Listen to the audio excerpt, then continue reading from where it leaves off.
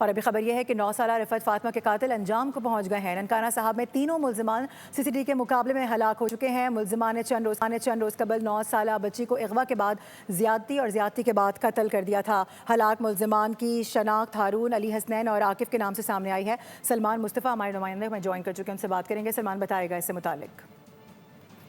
जी, ननकाना साहब के इलाका थाना वारबटन के गांव आलियावाला में 17 अगस्त को ये जो वाकया पेश आया कि 9 साला रिफत फातिमा जो है वो उसको अगवा किया गया और अगवा करने के बाद गैंग रेप के बाद कत्ल कर दिया गया।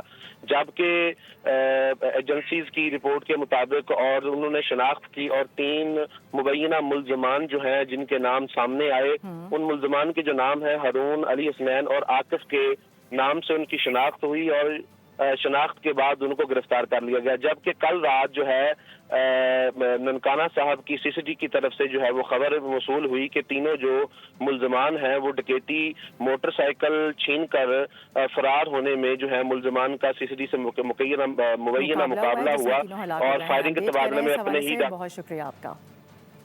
इस हवाले से आपको ये बता रहे हैं कि ननकाना साहब में तीनों मुल्जिमान सीसीडी के मुकाबले में हलाक हो गए हैं।